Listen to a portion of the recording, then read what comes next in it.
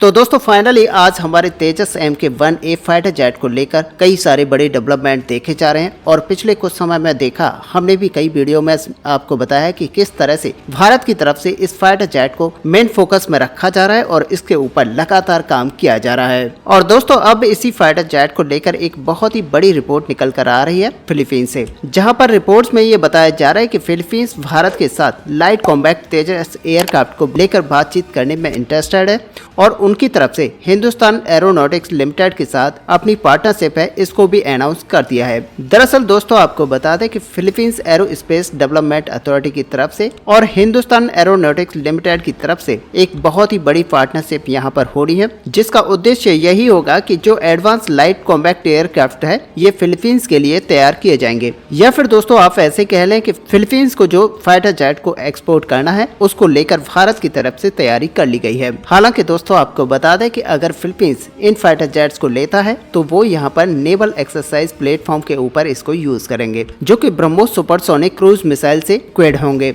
और ऐसे में दोस्तों आपको बता दें कि जो ब्रह्मोस क्रूज मिसाइल का नेक्स्ट वेरिएंट यहाँ पर आने वाला है, यानी कि NG ब्रह्मोस जो आने वाली है वो यहाँ पर 390 किलोमीटर तक मार करने में सक्षम होगी और ये मैक 3.5 की स्पीड से एनिमी टारगेट को हिट कर सकती है। और दोस्तों आपको बता दें कि एक लाइट कॉम्बैट एयरक्राफ्ट ऐसी 2 मिसाइलों को कैरी कर सकता है। और ऐसे में दोस्तों आपको बता दें कि तेजस का जो इस्तेमाल है वो नेवल वेरिएंट के अंदर फिलीपींस के अंदर किया जाएगा। ऐसे में दोस्तों आपको बता दें कि हमारा जो तेजस फाइटर जेट है इसके अंदर कई सारी ऐसी कैपेबिलिटीज हैं जो कि फिलीपींस की तरफ से यहाँ पर ध्यान दी गई हैं। और ऐसे में यहाँ पर एक तरफ जहाँ नेक्स्ट जनरेशन की ब्रह्मोस मिसाइल को इसके अंदर इंटीग्रेट कर लिया जाएगा, तो वहीं दूसरी तरफ आपको बता दें कि फिलीपींस के द्वारा एक विशेष ध्यान यहाँ पर दिया गया है लाइट कॉम्बैट एयरक्राफ्ट के एयर टू एयर कैपेबिलिटीज को लेकर। और अब दोस्तों आपको बता दें कि हमारा जो तेजस है इसके अंदर शॉर्ट रेंज में एयर टू एयर मिसाइलों को जो यूज किया जाता है इसमें पाइथन मिसाइल है, SRAM मिसाइल है और उसके अलावा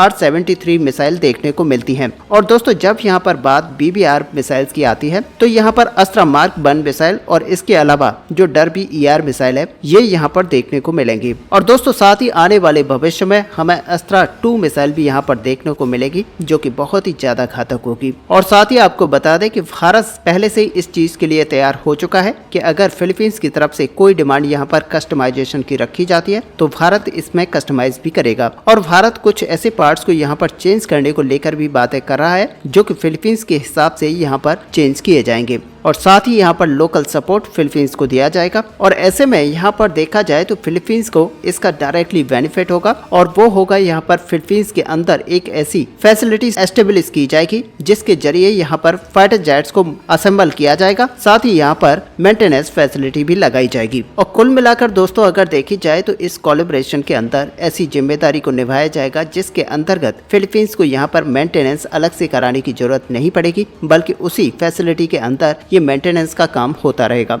और इसके लिए भारी भरकम संख्या में यहाँ पर फिलीपींस के लोगों को जॉब मुहैया कराई जाएगी। हालांकि दोस्तों असल में देखा जाए तो लाइट कॉम्बैट एयरक्राफ्ट इकलौता ऐसा फाइटर जेट नहीं है जिसको लेकर फिलीपींस की तरफ से इंटरेस्ट लिया जा रहा है, बल्कि फिलीपींस यहाँ पर चीन के फाइटर जेट के अंदर भी इंटरेस्ट ले रहा है। और एक तरह से देखा जाए तो चीन का फाइटर जेट और लाइट कॉम्बैट एयरक्राफ्ट तेजस ये दोनों पैरेलल में चल रहे हैं। और वहीं पर आपको बता दें कि अमेरिका की तरफ से भी F-16 फाइटर जेट जो कि पुराने फाइटर जेट्स हैं उनको लेकर ऑफर फिलीपींस को दिया है। और साथ ही आपको बता दें कि ब्रह्मोस के जो एडिशनल ऑर्डर्स हैं इनको भी यहाँ पर भारत की तरफ से ऑफर किया जा रहा है। अगर हम यहाँ पर लाइट कॉम्बैट एयरक्राफ्ट तेजस 1 की एक ही मार्क करें तो यहाँ पर जो लाइट कॉम्बैट एयरक्राफ्ट का फर्स्ट वेरिएंट है वो आने वाले समय में कुछ मेजर मॉडिफिकेशंस के साथ यहाँ पर देखने को मिलेगा। और माना ये जा रहा है कि एक्सपोर्ट मार्केट को ध्यान में रखते हुए इसके अंदर कई सारे चेंजेस किए जा रहे हैं, जो कि मेजर मॉडिफिकेशंस यहाँ पर देखे जाएंगे। वो यहाँ पर डुअल रैक फाइलन होगी। और साथ ही दोस्तों आपको बता दें कि पिछले कुछ वीडियोज में आपने देखा होगा कि ट्विन मिसाइल को यहाँ पर कैरी करने के लिए फाइलन फाइटर जेट के अंदर लगाए गए थे, यानी कि advance short range air to air missile को यहाँ पर लगाने को लेकर जो पायलन लगाए गए थे उनको यहाँ पर दिखाया गया था। और माना यह जा रहा है कि आने वाले भविष्य में जो फेज 2 के तेजस एयरक्राफ्ट होंगे इसके अंदर हमें डुअल पायलन देखने को मिल सकती है, जो कि अपने साथ क्लोज कॉम्बैट मिसाइल को कैरी करने में सक्षम होंगे। और आपको बता दें कि ये जो अनवीलिंग हुई थी इसके लिए HAL के टेस्ट पायलट को दिखाया गया था। ऐसे में दोस्तों यहाँ पर डुअल रैक पायलन की बात की जाए तो यहाँ पर 1A में एक की अपडेट के रूप में यहाँ पर देखा जा रहा है। और ये जो पायलन होंगे ये लाइट कॉम्बैट एयरक्राफ्ट की आउटर विंग्स में यहाँ पर अटैच्ड होंगे और ये अपने साथ 2 की संख्या में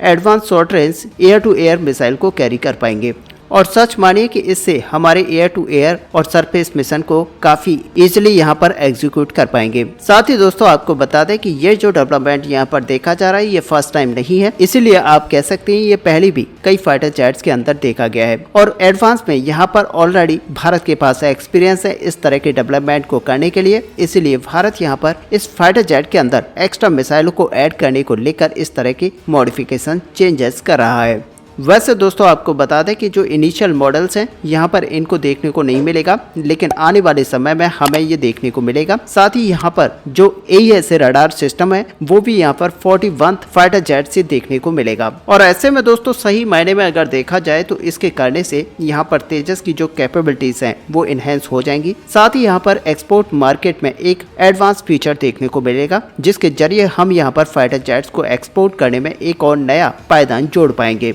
हालांकि दोस्तों अगर करंट स्टेटस की बात की जाए तो अभी बताया ये जा रहा है कि 4 फाइटर जेट्स को यहाँ पर बनाकर तैयार कर लिया गया है और अगले ही महीने इनकी टेस्टिंग की जाएगी। और जब ये टेस्टिंग कंप्लीट हो जाएगी तो उसके बाद में हम ये डिलीवरी करना स्टार्ट कर देंगे। पहले राउंड में यहाँ पर 2 फाइटर जेट को एयरफोर्स को डिलीवर किया जाएगा और उसके बाद में 2 और फाइटर जेट्स को डिलीवर किया जाएगा। तो कुल मिलाकर अगर देखा जाए तो इसी साल के अंत तक हम 4 फाइटर जेट्स को अपनी वायुसेना के अंदर इंडक्ट करा पाएंगे। और ऐसे में दोस्तों माना ये जा रहा है कि अगस्त महीने तक 4 फाइटर जेट्स हमारी वायुसेना के अंदर शामिल हो जाएंगे और इन 4 फाइटर जेट्स को राजस्थान में डिप्लॉय किया जाएगा। और दरअसल दोस्तों अगर देखा जाए तो वायुसेना के जो लड़ाकू विमानों की कमी है वो यहाँ पर कंप्लीट करने के लिए भारत की तरफ से इस तरह के प्रयासों को किया जा रहा है कि वह अपने फाइटर जेटों को भारतीय वायुसेना के घटती हुई स्क्वाड्रंस की संख्या को पूरा करने में एक अहम रोल निभाएगा। और इसी के चलते दोस्तों देखा ये जा रहा है कि जब भारतीय वायुसेना को यहाँ पर